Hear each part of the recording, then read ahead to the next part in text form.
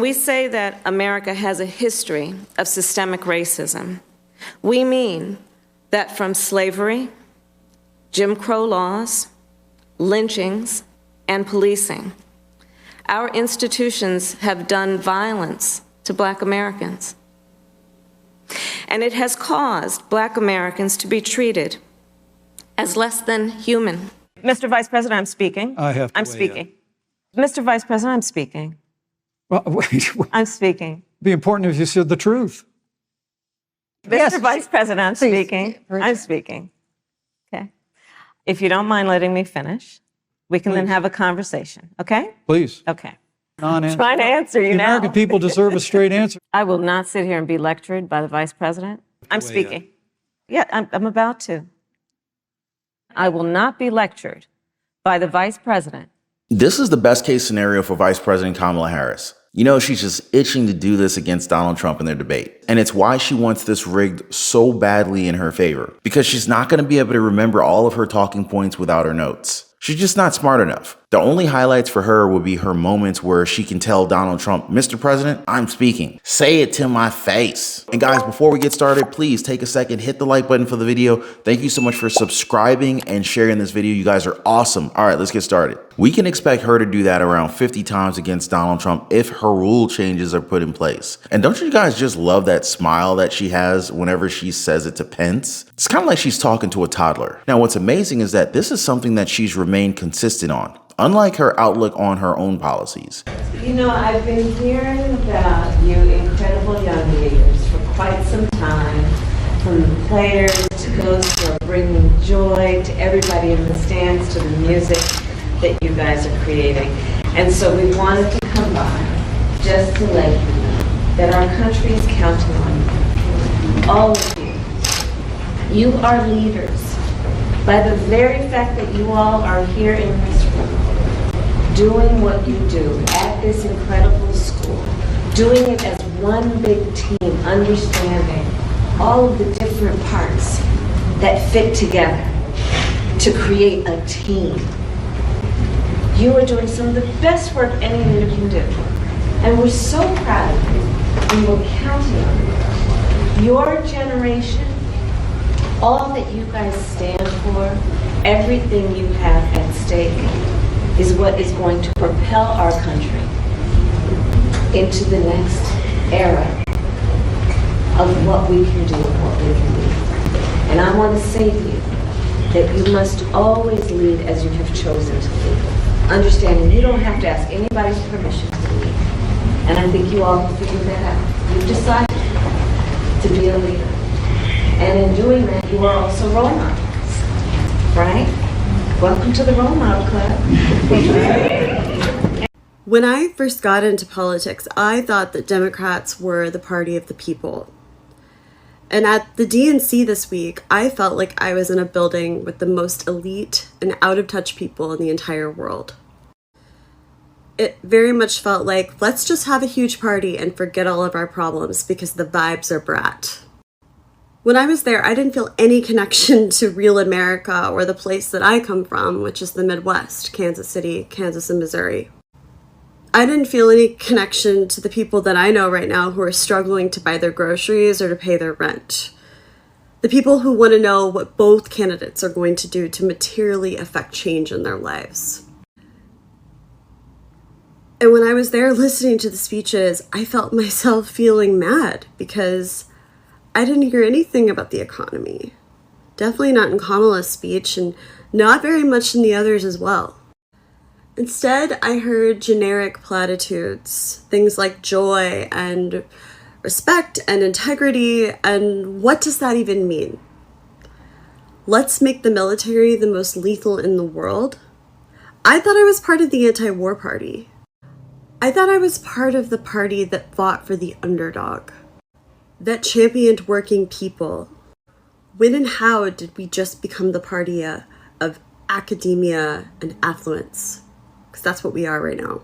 To be perfectly honest with you guys, I'm not even surprised. I mean, nobody should be surprised by what this young lady said. She just woke up. That's what happened. For the first time after joining the Democratic Party, she's using her own brain and she went from woke to awake. You know what I mean? And honestly, who can blame her when the party she supported her whole life basically ejected the candidate who legitimately got the primary votes? Biden. And then they decided on their own to place Kamala Harris at the top of the Democratic ticket. The same Kamala Harris who's largely responsible for the dire situation in San Francisco right now. Granted, guys, these were high schoolers, but of course they're not kids, so there's no reason to speak to them in such a manner. She also has to realize that Mike Pence and Donald Trump are two completely different individuals. I don't think that she knows what she's asking for with hot mics in a debate. I'm really not sure her own team realizes that the last guy that they put in front of Donald Trump had to quit his political career because he got embarrassed on national television. But mainstream media and her allies are saying that Donald Trump doesn't want any of this smoke. When I talked to you the night that that Joe Biden decided he was no longer going to seek the nomination, you basically said that Trump is scared of a tough woman. A tough woman scares him. Do you think that's what's going on here? Oh, I think Trump is really afraid of Kamala Harris, or as I like to think of it, the felon is really afraid of the prosecutor, and for damn good reason. She's smart, she's disciplined, and she's not afraid of a bully. So there it is. Donald Trump is scared, and I got to say, I think his whole team is scared. And that's why they're trying to find ways to muzzle him, to make this debate not happen if possible. Because Kamala Harris, she's going to wipe the floor with Donald Trump. And yet it's Harris's team that wants to put in changes to what they've already agreed upon. Remember that this was initially set up to be Biden versus Trump. There's no reason to change the rules when you've already gone ahead and changed the nominee. You already have the upper hand since Donald Trump's team has had to adjust to Kamala Harris. And she's been talking all this smack and saying that he's scared to debate her and all that, which means that they were surprised when he agreed to ABC News. Josh Dawsey posted on X regarding this dilemma about the debate. He said that the VP's camp is not accepting the rules from ABC News. Now, again, guys, the same rules that would have been in place if President Joe Biden was still in the race. Now, her account responded to this by saying that Donald Trump's advisors are not allowing him to debate with Kamala Harris if the mics are live. She further states that if his team doesn't have confidence in him, then the American people shouldn't as well. Now, guys, I think it's pretty easy to say that these are just excuses when you remember the fact that Donald he's pretty quick on his feet when it comes to arguments. This is a tough business to run for president. I know you're a tough guy, Jeb. And we need to have a leader that is real principled. tough. You're never going to be president of the United States by insulting your way to the presidency. Let's see. I'm at 42 and you're at 3. So Doesn't matter. far I'm doing better. Doesn't matter. So far I'm doing better. You know, you started off over here, Jeb. You're moving over further and further. Pretty soon you're going to be off the end. This doesn't do a thing to solve the problem. One at a time. It's just awfully good that someone with the temperament of Donald Trump is not in charge of the law in our country. Because you'd be in jail. Secretary Clinton. Although Donald Trump, he can go off the handle a little bit with these debates. I'll give her that. And that's what Harris is hoping for. It's also likely that this is why she's pissed at ABC News, because they're not dropping to their knees and giving her everything she wants. Now, some of you guys may already be aware, but her demands to change the rules of the debate, they have already been rejected. Now, this could open up a path where Kamala Harris's team will pretty much just up and say, hey, you know, we're not doing this debate because Donald Trump can't handle a hot mic. Now, I'm fairly certain Donald Trump doesn't care as much about this entire mic issue as much as Kamala Harris does, because they can just do the ABC News debate as they agree on another debate with mics turned on. It's literally just that simple. But not if you're planning to do only one debate. Now, as far as we're being told, Kamala Harris will not agree to any other debate dates other than this one. So it's pretty much all or nothing for her with ABC. And this is the reason as to why they're pushing for this narrative as hard as they are. There's no second debate, even though Donald Trump has agreed to doing multiple debates against the VP. And this hesitation from her is causing her poll numbers to slip. Polls are already showing that the race in the swing states is becoming closer and closer by the day. Some states are showing Donald Trump is already leading in the polls against Kamala Harris, which again, you know, each day is becoming worse and worse for the vice president, specifically in Michigan,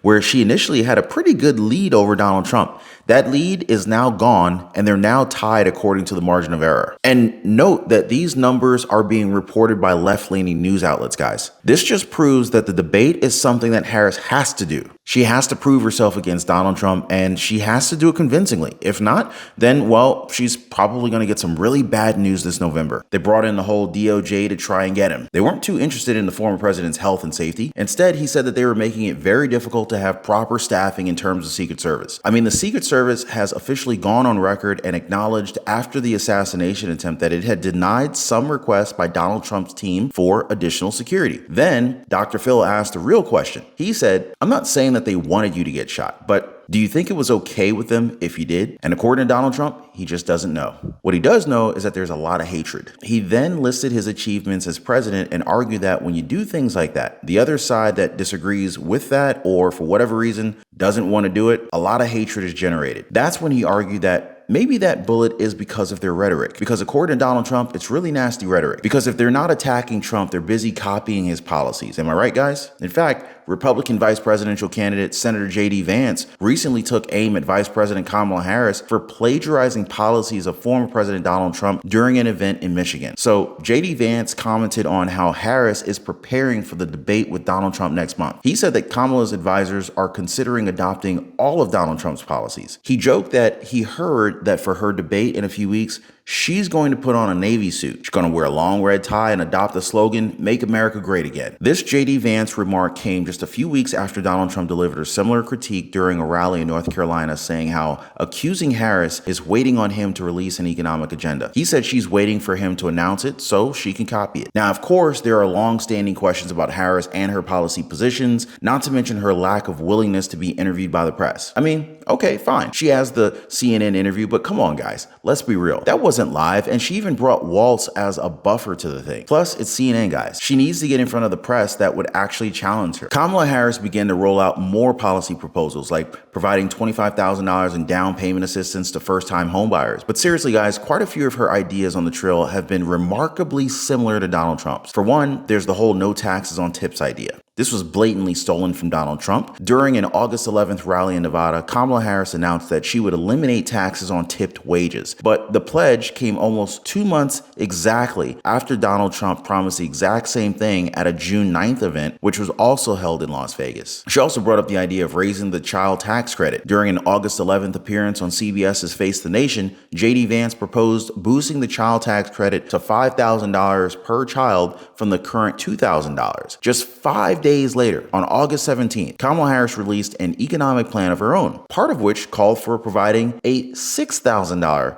tax credit to parents of newborns and bringing back pandemic-era boosts to the child tax credit, a policy that saw some taxpayers able to qualify for as much as $3,600 in credits instead of the typical $2,000. Now, critics have also called out Kamala Harris for flip-flopping on other policy positions and basically taking positions that are pretty much the same as Donald Trump's instead of what she had previously said. I mean, just take a look at her reversal on the position on fracking. Her campaign announced last month that the vice president did not support a ban on the oil extraction technique that enjoys broad support in battleground states like Pennsylvania. But that position was a 180 from her remarks as a primary candidate during a 2019 CNN town hall event where Kamala Harris said there is no question she's in favor of banning fracking. Coincidence? I think not. Now, speaking of which, mainstream liberal media is already trying to cover up the awful CNN interview of Kamala Harris and Waltz. Now, guys, I did a previous video where the cope is just out of this world. You got to watch that next after this one because it really just shows the weakness of the vice president and why her debate with Donald Trump might not even happen. Now, as always, I just want to thank you all so much for being here. Thank you for liking the video,